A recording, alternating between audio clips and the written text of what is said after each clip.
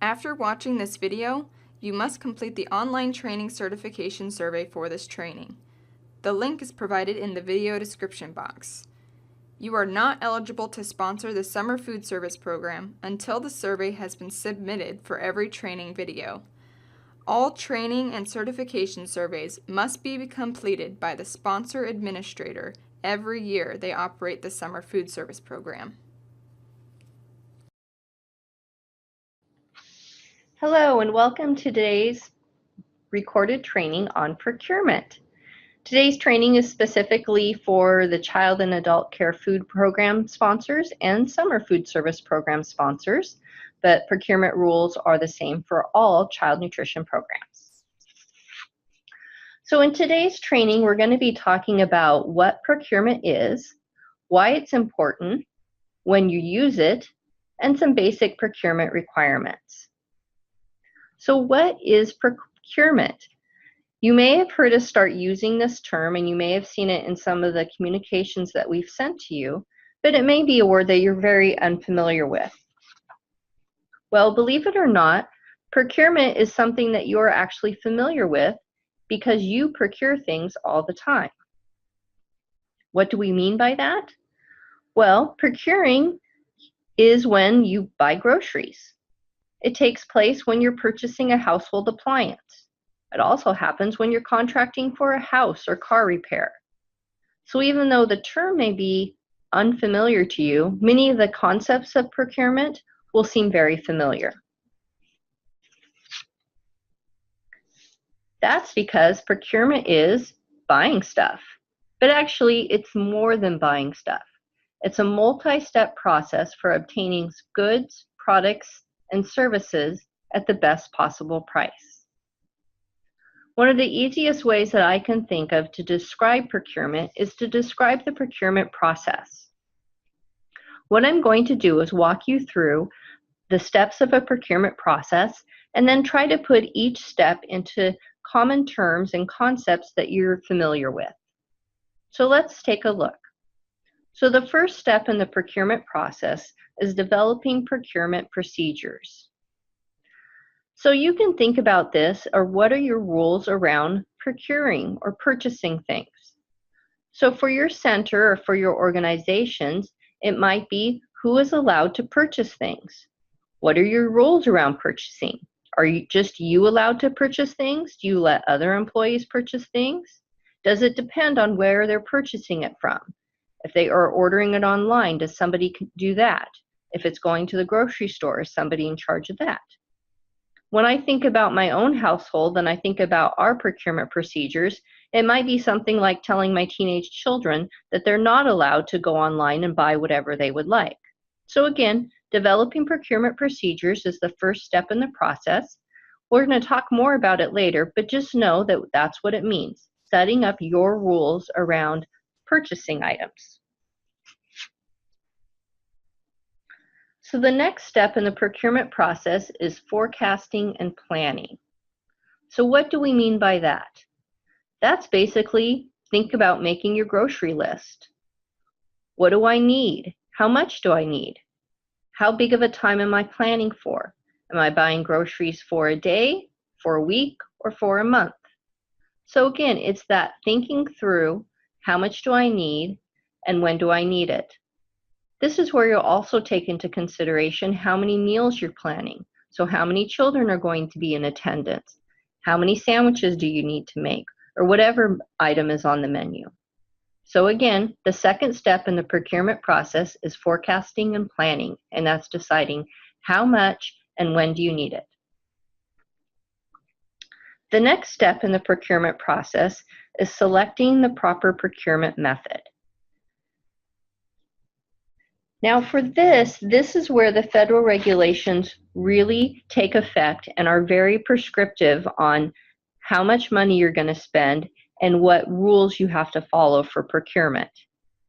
So again, it's based on the value, the dollar amount that you will be spending. In a later training, we will go into detail about the different procurement methods and the dollar value that is attached to each of those methods. The next step in the procurement process is developing specifications or solicitation. So what does that mean? That's when you decide what kind or type of items and what features. So if you think about a grocery list, this might be where you decide, do you want fresh apples or applesauce? What features do you want something to have? So think about when you're buying a washing machine. What features do you want it to have? What functions do you want it to have? So again, developing specifications or solicitation is just a fancy way of saying making the determination about the kind and type of products that you need. The next step in the procurement process is evaluating quotes, bids, and proposals. So this is when you determine who has the best price that meets the specifications I'm looking for. So maybe if you're trying to purchase a car and you know what kind of car you want, you know what kind of features, this might be where you go to different dealerships and compare the item that you're looking for, who has the best price, but with a car that meets all the features that you would like. The next step in the procurement process is purchasing and awarding the contract. So this is where we actually get to buy something. So sometimes when people think about procurement, this is a step they think about, the actual purchasing. But the point that we're trying to make today is that there's all these steps that go into the process before and after you actually make the purchase. And then one of the final steps in the procurement process is receiving and managing the contract. So for this, think about after you purchase something, did you get what you paid for? Does it have the qualities and features you determined that you needed? So maybe you did buy that new washing machine, it gets installed, you go to use it, and suddenly you realize that it doesn't do what you thought it should, or something of the feature doesn't work. That would be a concern. That's receiving and managing the goods that you've purchased and evaluating.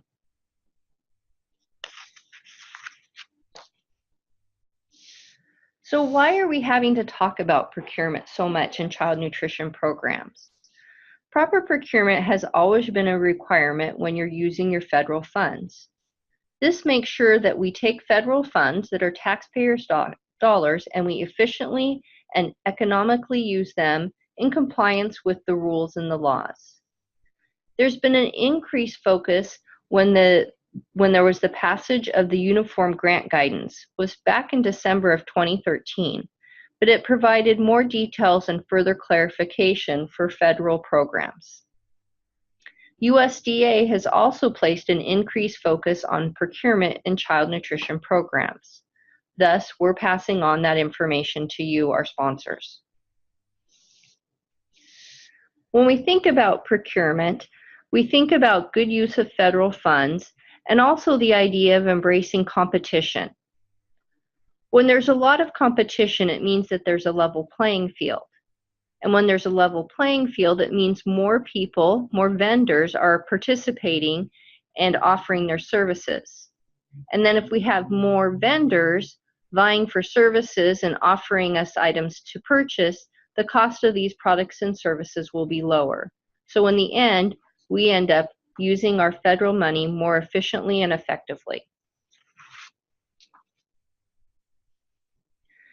The procurement process ensures that the sponsor receives goods and services from the most responsible vendor, from the most responsive bid, and at the lowest possible price. Again, it's the best use of federal funds. On this screen, I'm showing you the quotations for the rules, the law of procurement. So they can be found in 2 CFR 200 and 7 CFR. As part of the child nutrition web pages, we've dedicated a set of pages to procurement. On these pages, you will find links to many of the resources that we are developing to assist you in implementing these procurement rules. One of the items that you'll find on this web page is a document that provides links to all of the federal regulations and all of the USDA guidance pertaining to procurement. So when do we have to follow procurement rules? Anytime you decide to purchase, you have to use the procurement process and follow the procurement regulations. So it doesn't matter if you're spending $500 or $5,000. There's the process that must be followed and rules that must be followed.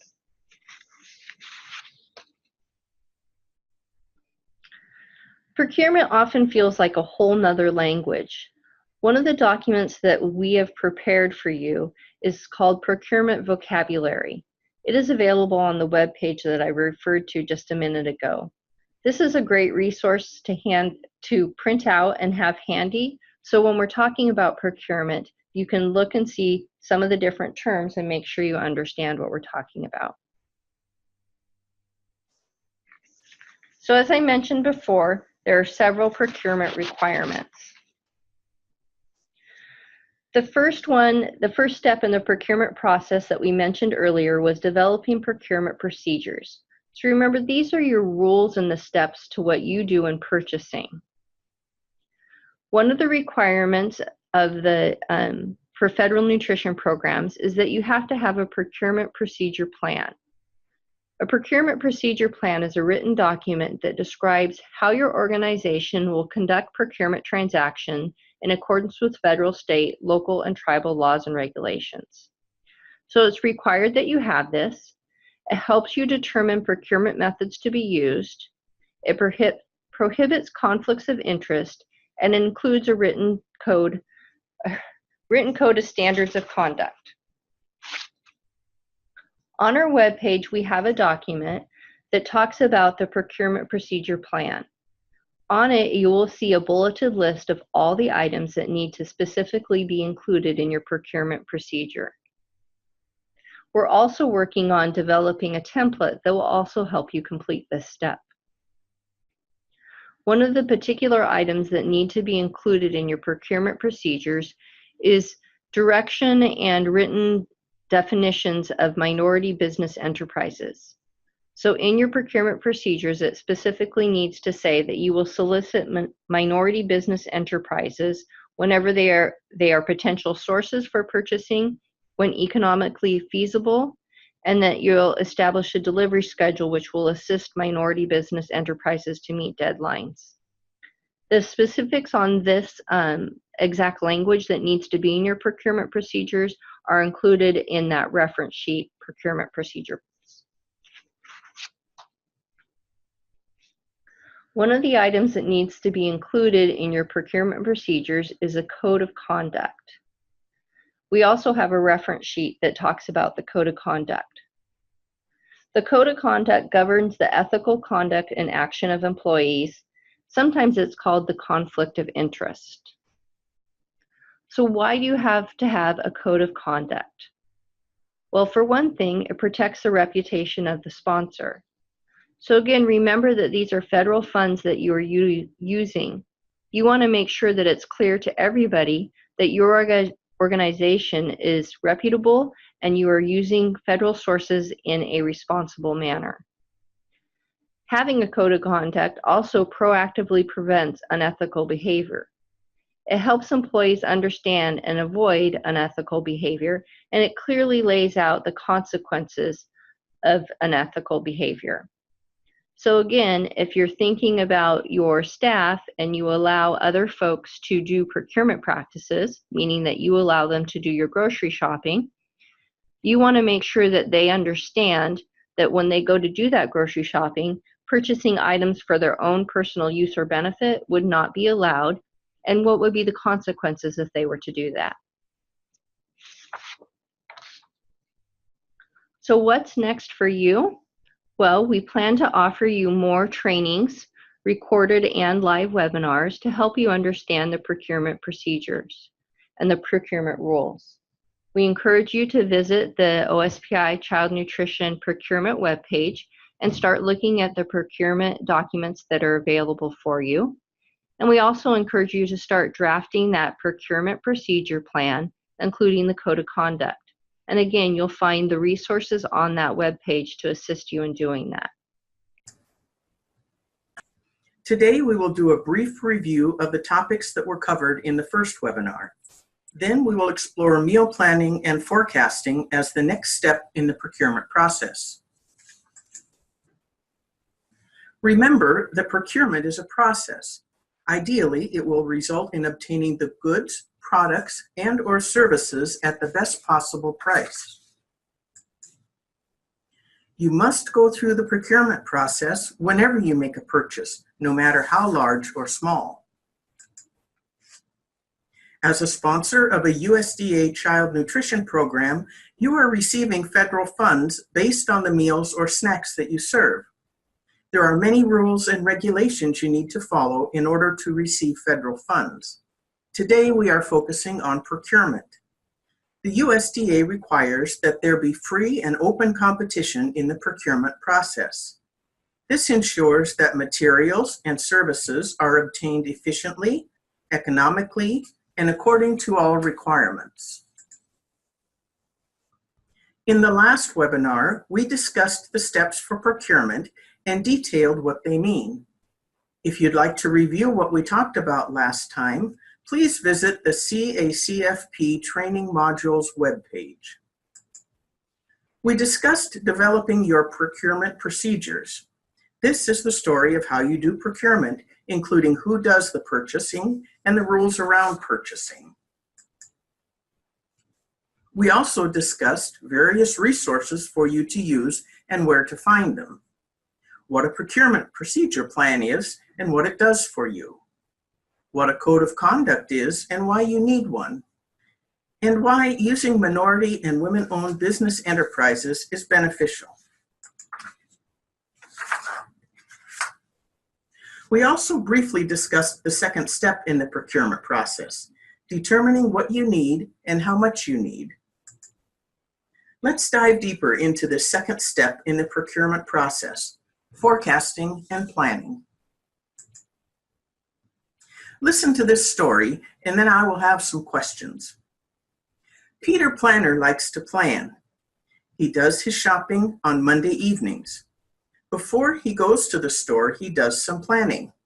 He plans his menu for the week, checks his pantry and refrigerator to see what he has on hand, looks at the store ads, gathers his coupons, and writes a list. After dinner on Monday evening, he goes to the store with his list and coupons and does his shopping. Rita Random likes to wing it. She shops when she gets around to it and often picks up something at the convenience store at the gas station. Last week, she had to dump out a full gallon of milk. I guess she shouldn't have bought 3 gallons, even if it was on sale. She threw out something slimy from her produce drawer. She was going to start making and taking salad for lunch, but she didn't have any salad dressing. She got rid of some cheese that was growing fuzz, kind of forgot that she had it. She grabs fast food a few more nights than she cares to admit because there's nothing to eat at home. Questions. Who do you think spends more for food? Who wastes more food? Who has the greatest potential to eat more nutritious and delicious meals? And the biggest question of all, who would you want to be responsible for your food dollars? As we mentioned, the forecasting and planning step is really about understanding what you need, how much you need, and staffing or equipment needed to meet your needs. This drives which procurement method you will use to purchase your items. We will talk about that more in our next webinar. Much like Peter Planner, procurement starts with planning your menu. There are many factors that go into menu planning. The most important factor is ensuring that your menu meets program regulations. In choosing items to put on your menu, you must consider which meals or snacks you are serving and what type of meal preparation facilities you have. And it's wise to keep in mind the seasonal availability of different foods. Taking advantage of seasonal and local foods can help reduce costs and provide variety in your menu. For example, the peak growing season in Washington state for blueberries is July through September. You may want to serve fresh blueberries during those months and use frozen blueberries during the rest of the year.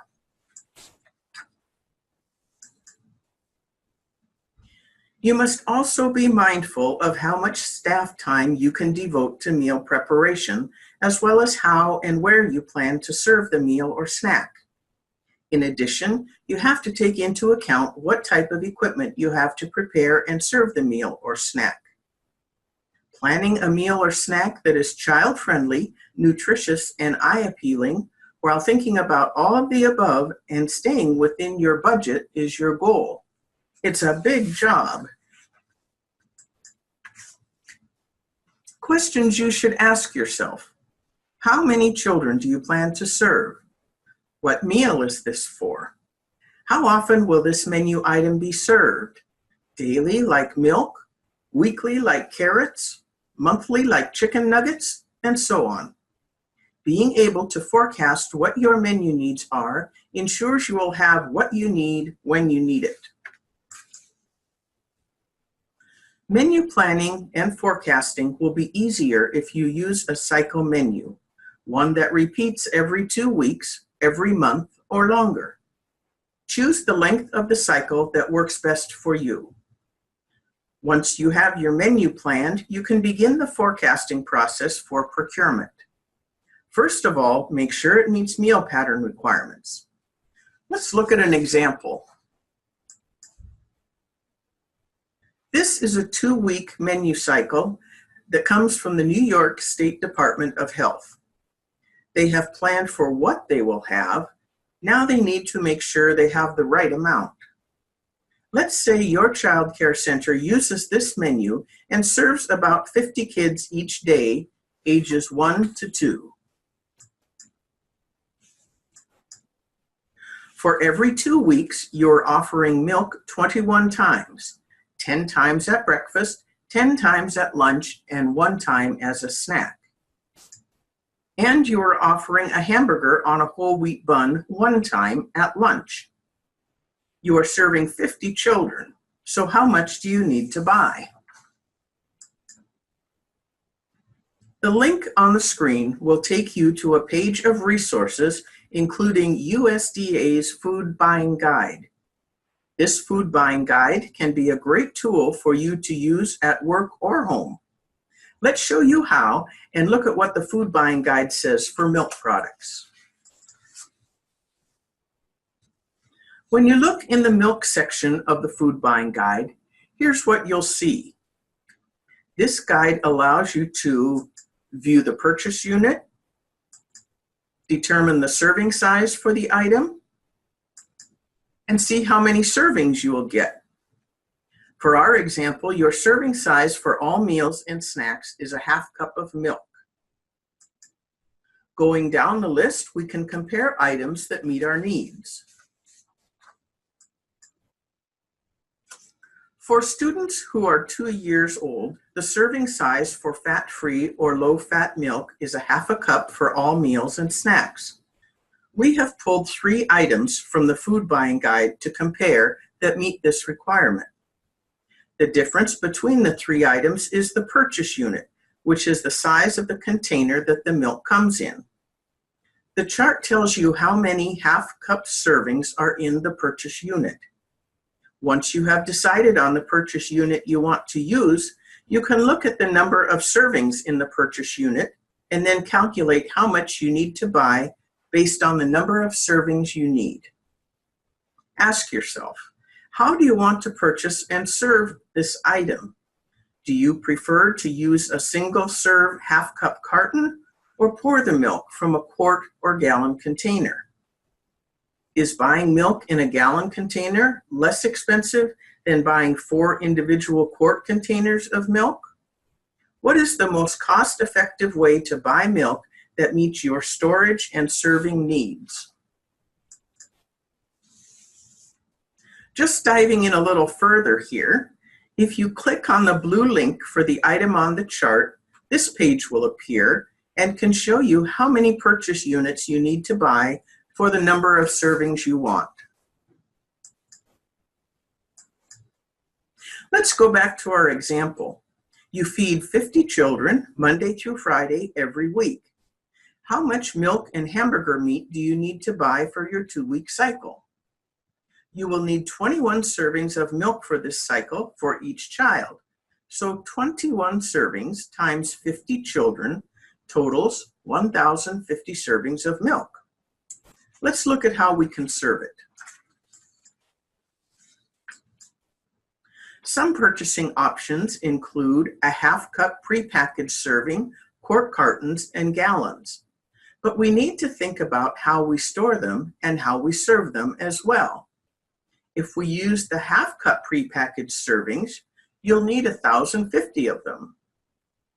Quart cartons, you get about 8 half-cup servings out of each.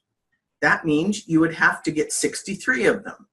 50 servings needed per day divided by 8 servings equals 6.25 cartons. Multiply by 10 days equals 62.5 cartons, and round up to 63. And lastly, if we use gallons, you'll get around 32 half-cup servings in each gallon. You would only have to buy 16 gallons for the 2-week cycle. 50 servings needed divided by 32 equals 1.56 times 10 days equals 16 gallons. Now let's look into your homemade hamburgers. Even if you don't purchase USDA foods, this tool can be used to help you buy the right amount of food for your needs. Feel free to take these calculations with you next time you go shopping for home or work. Here we pulled up some items that contribute to the 1.5 ounce meat alternate requirement for 1 to 2-year-olds. You can pay attention to how many servings you get per pound, as well as decide on fat content preferences. You need 50 servings for your homemade beef hamburgers, but how much meat should you buy? Let's say you selected this ground beef item because you can get the most servings out of each pound. When we click on the item, this screen pulls up. You can figure how many pounds you need to buy in one of 2 ways. Take the number of servings you need, 50, and divide it by the number of servings from this purchase unit, 8.1. And the result is that you need to buy 6.2 pounds of beef. You had to round to get 6.2 and have to buy by the pound, so you round it up again to 7. Or take the number of pounds needed to make 100 servings, 12.4, and dividing it by 2 to get the number of pounds you need to buy for 50 servings. Either way works just fine. Please note that you may have to search and do some math to find the most cost-effective products for your menu.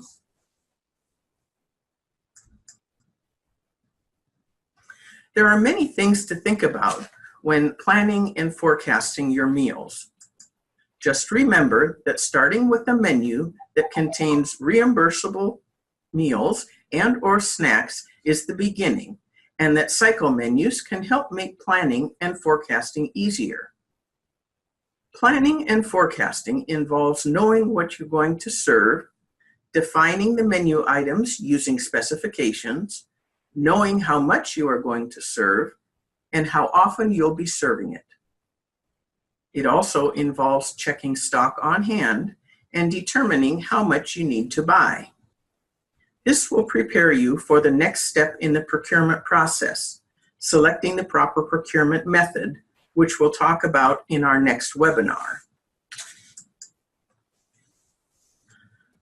Planning and forecasting can help you save time and money. It can result in a menu that is appealing, cost-effective, and nutritious. And it will enable you to comply with the procurement and program regulations for child nutrition programs. What do I need to think about? Think about how you go about buying the food for your program. Are you planning far enough in advance? Do you know what you're going to serve and how much you need to purchase? Do you check your stock on hand before purchasing more food and supplies? Do you check your storage space, refrigerator, freezer, and dry storage to see how much room you have? Do you adjust your menu to take advantage of seasonal availability and quality foods that are at the best price? Have you identified exactly what you want to buy? Answering these questions will help you become an expert at planning and forecasting.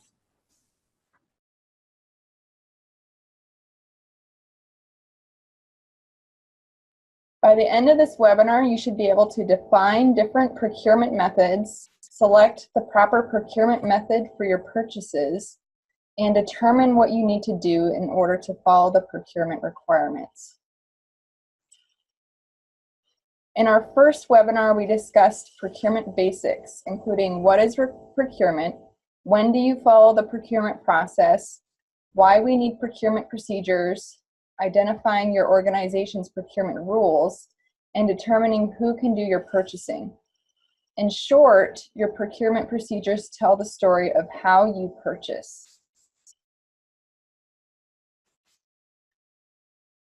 In What is this procurement thing, part 2, we discussed what details go into forecasting and planning.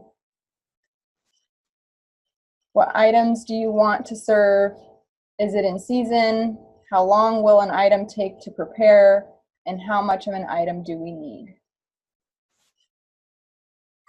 We also told you about the food buying guide that is offered through the USDA and how it can be used to calculate how much of an item is needed and how storage might affect what size item to purchase. We also wanted to let you know that the food buying guide is not only offered on the USDA's website, but is also a mobile app. So you can take it with you when you go shopping. Once you know how much of an item you need, you can estimate how much it will cost you to purchase it. So today, we'll focus on the third step in the procurement process, which is selecting the proper procurement method. There are different thresholds for purchasing. These thresholds determine the steps you have to take to make your purchases. Procurement must be conducted based on the dollar value of the purchase. There are 3 purchasing methods to be aware of: micro purchase, small purchase, or informal bid and formal bid purchasing. We will go into detail regarding each of these methods throughout the webinar, but we do want to point out a couple of things on this chart. Here we can see that there are 3 organizational thresholds listed: the federal threshold, the Washington state threshold, and the sponsor threshold. The sponsor thresholds are the thresholds that may have been set by your organization in your procurement plan. Whatever the thresholds are, procurement must be conducted at the most restrictive threshold. For example, let's say your organization sets these thresholds.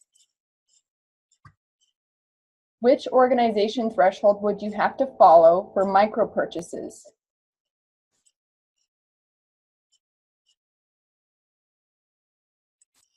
You would follow your organization's threshold because it is the most restrictive. Let's now assume your organization does not set its own procurement thresholds. Let's also assume your organization is a school district. School districts must take both the state and the federal thresholds into consideration when selecting their procurement method. What would the micro purchase threshold be for your organization now?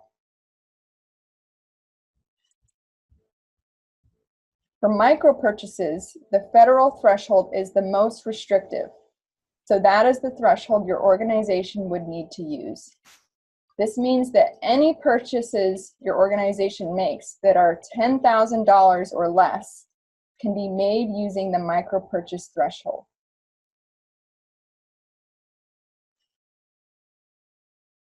So what are the requirements for organizations making micro purchases? If you anticipate the purchase you will be making is under $10,000, then you can use the micro purchase method of procurement. Sometimes micro-purchases are referred to as the direct buy method. This means that you can purchase the item without getting quotes, but you must distribute your purchases among qualified suppliers equitably to the extent practicable. You cannot intentionally split your purchases to fall under the micro-purchase threshold. For example, if you are buying ground beef every month and spending $2,000 a month, this is not a micro-purchase. Even though the monthly purchase price is under $10,000, you know ahead of time that your annual purchases for this item will be $24,000, and therefore the small purchase or informal method of procurement must be used. What does it mean to purchase your items equitably among suppliers? Research the potential vendors in your area and then alternate your purchases between these vendors equitably and keep track of the purchases you make by vendor. In your procurement plan, you may describe the use of micro-purchase method. Let's look at a micro-purchase example. Patty Planner has prepared her childcare cycle menu for the year. Patty knows, based on her purchase history last year, all of her purchases this year will fall under the micro-purchase threshold. Patty identified that there are 3 grocery stores in her community that can provide the items she needs to purchase. Throughout the year, Patty alternates weekly where she purchases her program food and supplies between these 3 grocery stores. She keeps her receipts and tracks when purchases are made, where they are made, and how much was spent. What if all of my purchases fall under $10,000, but I would rather just purchase from a single source throughout the year? The only time it is acceptable to follow the micro-purchase process through a sole source is when there is only one possible source to purchase from in your community. Otherwise, your organization will need to follow the small purchase process. Even though your purchases still fall under the micro-purchase threshold, following the small purchase process will allow your organization to source your food and supplies from a single source that provides the best price for the food and supplies you need. Now, let's talk about the small purchases. Let's assume again that your organization is a school district. What would your small purchase threshold be? You would follow the Washington State threshold for public schools because that is the most restrictive threshold that applies to your organization. This means that if you are making a purchase that is greater than $10,000 but less than $75,000, you must follow the small purchase process. When using the small purchase or informal contract method of procurement, you must first identify exactly what you want by writing specifications. You may be wondering what specifications are. Join us for our next What is this procurement thing webinar, and we'll discuss this idea in more detail.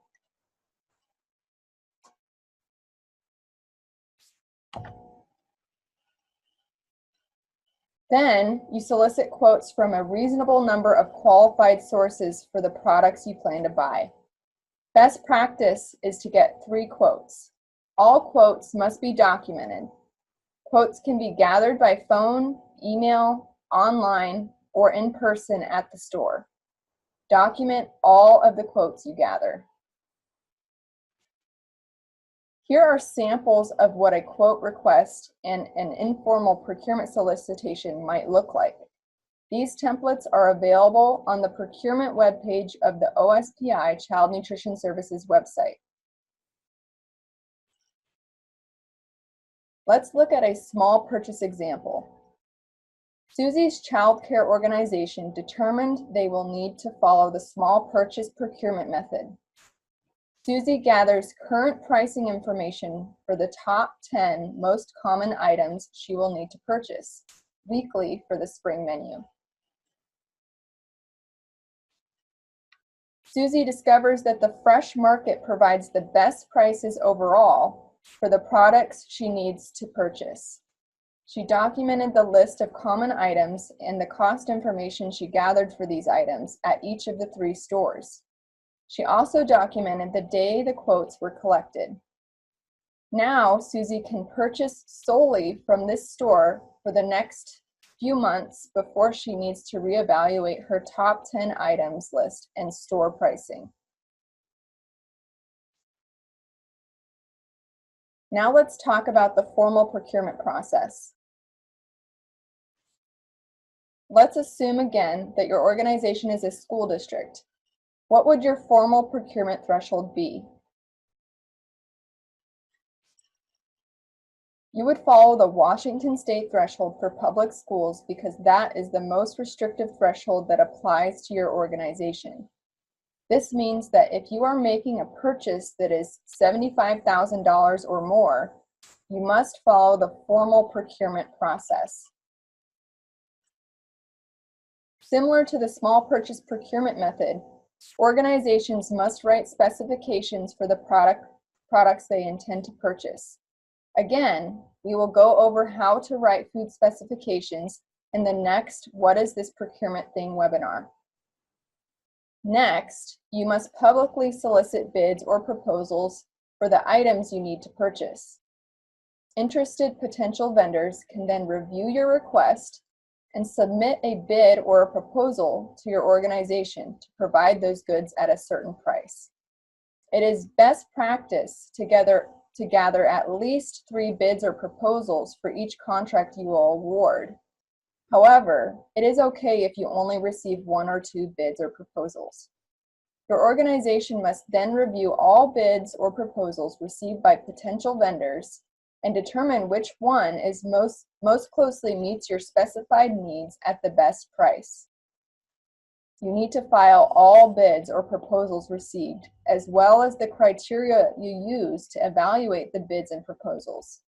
We will go into more detail about evaluating bids and proposals in the next webinar. There are 2 types of solicitations used in formal procurement. The first is an invitation to bid. This is used when you know exactly what you want and the contract will be awarded to the most responsive and responsible bidder with the lowest prices. A bid must be publicly advertised and it must be sealed until it is opened publicly at the date, time, and place that was defined in the solicitation. The second type of solicitation is a request for proposal. In this solicitation, you are asking responders to tell you what products and prices they can offer that meet your defined specifications. The proposals are evaluated on a number of criteria. The relative importance of each criteria must be defined, and price is the primary factor.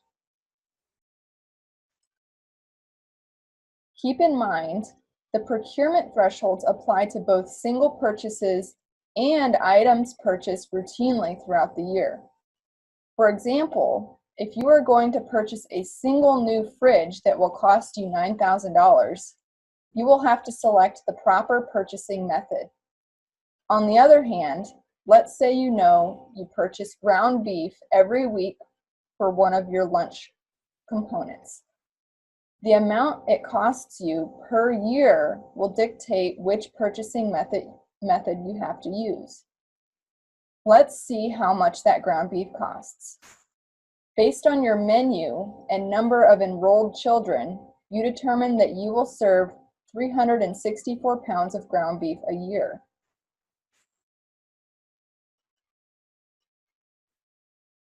So, how much does 364 pounds cost? We have to do just a little more math here. As we can see, we still fit under the micro-purchase threshold of $10,000. However, if we went above that amount, we would have to follow the small purchase or formal procurement procedure. You may not intentionally split your purchases in order to avoid a threshold. For example, if a childcare institution is making purchases for a for specific goods and services they can reasonably determine will cost more than $10,000, they cannot intentionally split that purchase to avoid following the small purchase method. In summary, when determining which procurement method or procedure to use, you first estimate the dollar value of the purchase, and then you determine which procedures you must follow.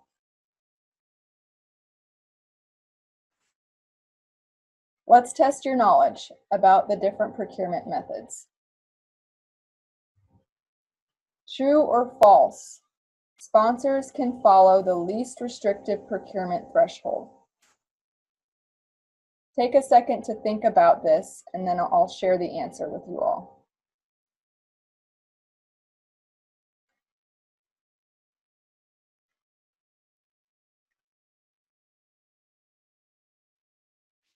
The answer is false. Sponsors must follow the most restrictive procurement threshold that applies to their organization or school district.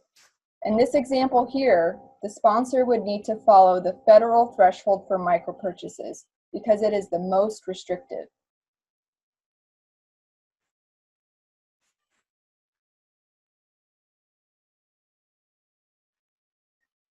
All of Susie's purchases are less than $10,000. There are 3 grocery stores within a 15-minute drive from her child care center. She purchases all of her meal program groceries at the store just around the corner because it is the most convenient and she thinks their prices might be better. Is Susie following the proper micro-purchase procedures? Take a second to think about this question and I'll share the answer in just a moment.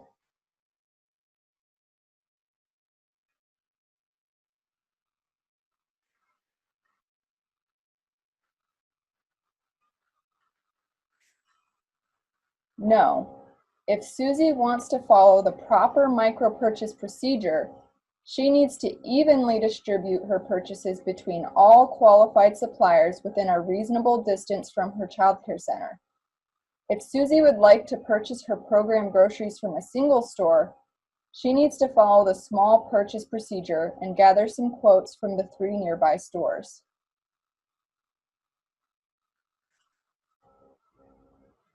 True or false? During the formal procurement process, sponsors must publicly solicit bids or proposals. Take a minute to think about this question and I'll share the answer in just a moment.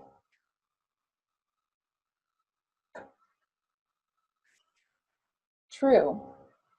You cannot selectively choose who you solicit bids and proposals from in the formal procurement process. You must advertise your request for bids or proposals publicly to anyone, so anyone can have the opportunity to submit a bid or proposal. The information we talked about in this webinar is on the procurement reference sheet on the procurement page of the OSPI Child Nutrition Services website. Let's talk about local procurement. OSPI is a strong supporter of buying local. What is the benefit of buying local? There are numerous benefits to procuring local foods, including taking advantage of Washington's bountiful fresh fruits, vegetables, and other local foods, taking advantage of the meaningful educational opportunity, providing tasty fresh meals to children, supporting local farmers and the local economy, and reducing the carbon footprint. Just like with any procurement you do as a part of your child nutrition program, you need to determine which purchasing threshold you will be under to determine which purchasing process to follow. To target local foods in each of these procurement processes, here are a few tips. If you are completing a micro purchase, identify local food vendors in your area and then distribute your purchases equitably between them. If you are following a small purchase process, request quotes from local farmers or other local suppliers. If you are following the competitive bid process, include geographic preference and other verbiage that targets local foods in your specifications. What is geographic preference? Using geographic preference targets local sources through a formal solicitation. This gives you the ability to assign a certain amount of preference for vendors that provide products within the local area your organization defines. This preference can allow sponsors to accept bids from local vendors that aren't necessarily the lowest bid, because in some situations, the extra points awarded for geographic preference could put the local vendor ahead of the other vendor bids. Here, you can see an example of language you can use to define geographic preference in your specifications. Geographic preference given to pears grown within a 200-mile radius of Olympia, Washington.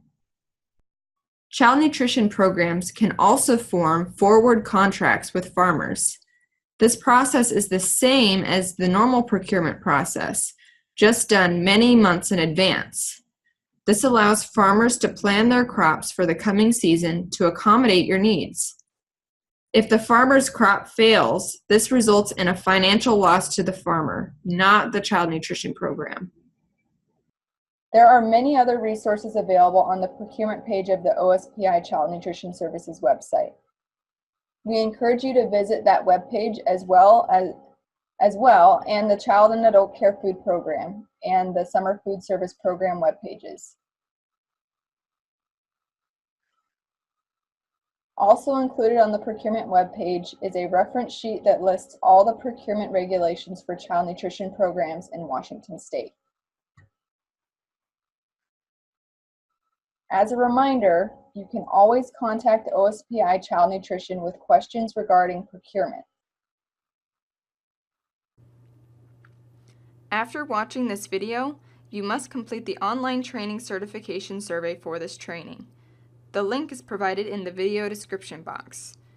You are not eligible to sponsor the Summer Food Service Program until the survey has been submitted for every training video.